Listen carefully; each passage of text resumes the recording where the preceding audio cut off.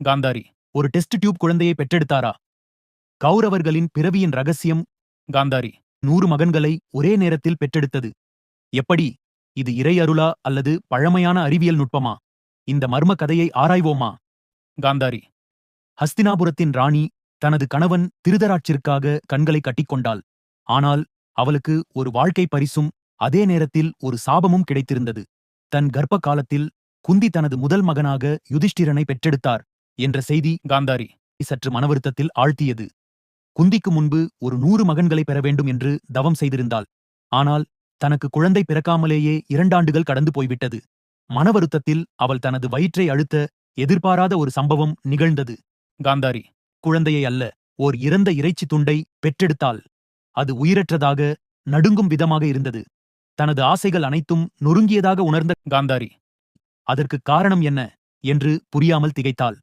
அவள் மகரிஷி வியாசரை அழைத்தாள். அவர் கந்தாரிக்கு 100 மகன்கள் பிறக்கும் என்று ஒரு ஆசீர்வாதம் அளித்திருந்தார். ஆனால் இப்போது கையில் குழந்தை இல்லை, ஒரு இறைச்சித் துண்டு மட்டும். இதை பார்த்த வியாசர் ஒரு ஆச்சரியமான தீர்வை கண்டுபிடித்தார். வியாசர் அந்த இறைச்சியை 100 துண்டுகளாக வெட்டி அவற்றை 100 மடியில் வைத்தார். அந்த மடியில் அவர் சிறப்பான மூலிகைகள் மற்றும் நெய் நிரப்பினார். பின்பு வியாசர் சில சக்தி வாய்ந்த மந்திரங்களை உச்சரித்து அந்த 100 மடிகளை பாதுகாக்க உத்தரவிட்டார்.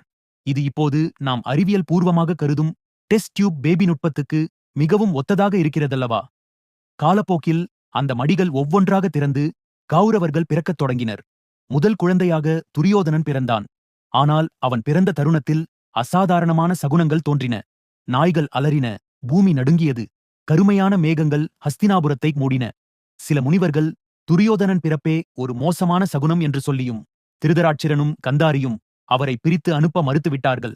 விரைவில் 100 கௌரவர்கள் மற்றும் துச்சலா பிறந்தார்கள். இப்போது நாம் சிந்திக்க வேண்டும், இது வெறும் புராணக்கதைதான் என்பதை விட இதில் அறிவியல் உள்ளதா? காந்தாரி இயற்கையாக குழந்தைகளை பெற்றெடுக்கவில்லை. அதற்கு பதிலாக தாயின் உடலுக்கு வெளியே வளர்க்கப்பட்ட சிசுக்கள் அவர்கள். இது ஐவிஎஃப் மற்றும் ஆர்டிபிஷியல் வார்ம்த் தொழில்நுட்பத்தோடு ஒத்துப்போகிறதா? இன்றைய விஞ்ஞானிகள் தாயின் கருப்பைக்கு வெளியே குழந்தைகளை வளர்க்கும் ஆராய்ச்சியில் இருக்கிறார்கள். ஆனால் ஆயிரக்கணக்கான ஆண்டுகளுக்கு முன்பு இதுபோன்று கௌரவர்களின் பிறப்பு நடைபெற்றதா? இந்த கேள்விகள் நம்மை ஆச்சரியத்தில் ஆழ்த்துகின்றன. பழமையான இந்தியர்கள் மிக அதிக அறிவியலை கொண்டிருந்தார்களா? வியாசர் ஒரு பாரம்பரிய மரபணு பொறியியல் நிபுணரா? அல்லது இது முற்றிலும் தெய்வீகமான ஒன்றா? உங்களுக்கு என்ன தோன்றுகிறது? கீழே கமெண்ட்களில் உங்கள் கருத்துக்களை பகிரவும்.